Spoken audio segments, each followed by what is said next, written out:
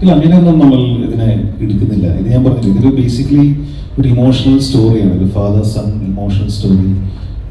നമുക്ക് ഫാമിലി ആയിട്ട് വന്നിരുന്ന് കാണാൻ പറ്റുന്ന ഒരു ഇമോഷണൽ സ്റ്റോറി. അതിനപ്പുറം നമ്മൾ ഇതിനകത്തൊന്നും പറയുന്നില്ല. രാഷ്ട്രീയം ഇതിൻ്റെ ഒരു പശ്ചാത്തലമാണ്. നല്ല ക്വാളിറ്റി ഉള്ള ഒരു സിനിമ എടുക്കാൻ വേണ്ടി എല്ലാവരും പരിശ്രമിച്ചിട്ടുണ്ട്. സാറാണെങ്കിലും ഇതിൻ്റെ ടെക്നിക്കൽ ടീമാണെങ്കിലും ആക്ടേഴ്സ് ആണെങ്കിലും എല്ലാവരും ഒരുമിച്ച് സഹകരിച്ചിട്ടുണ്ട്. അപ്പോൾ ഇത് വേറൊരു സിനിമയായിട്ടുള്ളൊരു അതേപോലെ ഒരു പടമൊന്നുമല്ല, ഇതൊരു ചെറിയ ഇമോഷണൽ സിനിമ അല്ല ചിന്തിച്ചാൽ മതി. അച്ഛനും മകനും റിലേഷൻഷിപ്പ് ഉള്ളൊരു ഇമോഷണൽ സിനിമ. ചേട്ടാ, ഈ ലാലേട്ടൻ സാമ്യങ്ങൾ പറയുന്നുണ്ടല്ലോ ആളുകൾ. ഇപ്പോൾ സർവ്വമായി വിജയിക്കുമ്പോൾ അധികം ഒന്നും ശ്രമിക്കുന്നില്ല അദ്ദേഹം, എന്നാൽ ഒരുപാട് കാണാനുണ്ട് വിസ്മയങ്ങൾ സ്ക്രീനിൽ എന്ന് പറയുന്ന ആ ഒരു കമ്പാരിസൺ വരുന്നുണ്ടല്ലോ. എപ്പോൾ നിവിൻ പോളിക്ക് ഒരു വിജയം ഉണ്ടെങ്കിലും ലാലേട്ടനായിട്ട് അസോസിയേറ്റ് ചെയ്യുന്നു. ഇപ്പോൾ വിനീതേട്ടൻ തന്നെ പറഞ്ഞിട്ടുണ്ട്, നിവിൻ ചേട്ടൻ പറയും പലപ്പോഴും എന്തോ ഇഷ്ടമാണ് ആളുകൾക്ക് എന്നെ എന്നുള്ള ഡയലോഗൊക്കെ. അപ്പോൾ ഇങ്ങനത്തെ കമ്പാരിസണുകളെ പറ്റി അവെയർ ആണോ?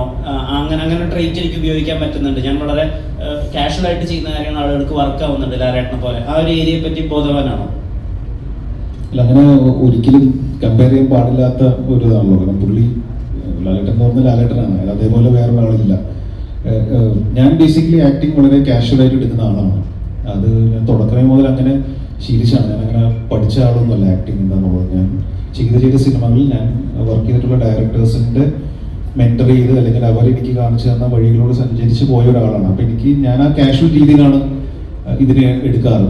അല്ലെങ്കിൽ ഒരു സിനിമ തുടങ്ങാൻ പോകുന്നു, അതിന് മുമ്പ് ഭയങ്കര പ്രിപ്പറേഷനോ അല്ലെങ്കിൽ തലേ ദിവസം ഡയലോഗ് പഠിക്കലോ അങ്ങനെയൊന്നും ഞാൻ ചെയ്യാറില്ല. നേരെ സെറ്റിൽ പോകുന്നു, സ്ക്രിപ്റ്റ് വായിക്കുന്നു, എന്താണോ ശരിയെന്ന് എനിക്ക് തോന്നുന്നു ഞാൻ ചെയ്യുന്നു. അതിനെ കറക്റ്റ് ചെയ്യാൻ അവിടെ ഡയറക്ടറിന് എന്തെങ്കിലും ബോധമുണ്ട്. അപ്പം ഞാൻ ചെയ്യുന്ന തെറ്റാണെങ്കിൽ ഡയറക്ടർ എന്ന് പറയും, ഇതിങ്ങനെയല്ല, കുറച്ച് അങ്ങോട്ട് ഇങ്ങോട്ട് മാറ്റി ചെയ്യുമെന്ന് പറയും. അങ്ങനെ കുറച്ച് ദിവസം ഒരു ഡയറക്ടറായിട്ട് നമ്മൾ വർക്ക് ചെയ്യുമ്പോൾ ഞാൻ എങ്ങനെയാണ് കഥാപാത്രത്തെ കാണുന്നതെന്നും ഡയറക്ടർ എങ്ങനെയാണ് കഥാപാത്രത്തെ കാണുന്നതെന്ന് എനിക്ക് മനസ്സിലാവും. എനിക്ക് അത് രണ്ടും തമ്മിലൊരു എനിക്ക് ഈ കേരളത്തിലുള്ള എല്ലാ പാർട്ടിക്കാരായിട്ടും വളരെ അടുത്ത ബന്ധമുണ്ട്. അവരൊക്കെ എൻ്റെ സുഹൃത്തുക്കളുണ്ട് പലരും.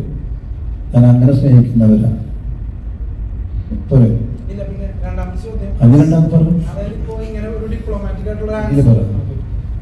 രണ്ടാമത്തെ ചോദ്യം, ഇപ്പൊ ഇങ്ങനെ ഒരു ഡിപ്ലോമാറ്റിക് ആയിട്ടുള്ള ഒരു ആൻസർ ഇപ്പൊ ബി ഉണ്ണികൃഷ്ണൻ സാറൊക്കെ ഇടതുപക്ഷ സഹയാത്രികനാണെന്ന് വളരെ പ്രത്യക്ഷത്തിൽ പറഞ്ഞിട്ടുള്ളതാണ്.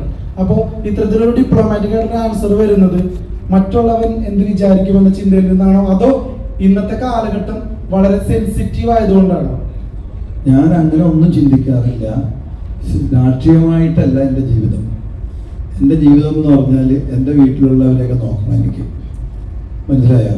അതിനുവേണ്ടി ജോലി ചെയ്യുന്നു, പൈസ ഉണ്ടാക്കുന്നു, എന്നെ ആശ്രയിക്കുന്നവരെ ഞാൻ നോക്കുന്നു. പക്ഷേ ഇതിൻ്റെ ഇടയ്ക്ക് എനിക്ക് ഒരുപാട് സുഹൃത്തുക്കളുണ്ട്. അത് രാഷ്ട്രീയമുണ്ട്, അല്ലാതുള്ള മേഖലകളിലെ പരിപാടികൾ ചെയ്യുന്ന പല ആൾക്കാരും എൻ്റെ സുഹൃത്തുക്കളാണ്. ഞാൻ നേരത്തെ പറഞ്ഞിട്ടുള്ള കാര്യങ്ങൾ തന്നെയാണ്. എൻ്റെ കയ്യിൽ എന്തെങ്കിലും കൊടുക്കാൻ ആർക്കാണെന്ന് സന്തോഷത്തോടെ ആർക്കാണെങ്കിലും കൊടുക്കുന്ന ആൾ ഇന്ന് വരെ ഞാൻ ചെയ്തിട്ടുണ്ട്. അത് എനിക്ക് സഹായിക്കുക എന്നുള്ളൊരു മനസ്സ് എൻ്റെ മനസ്സിലുള്ള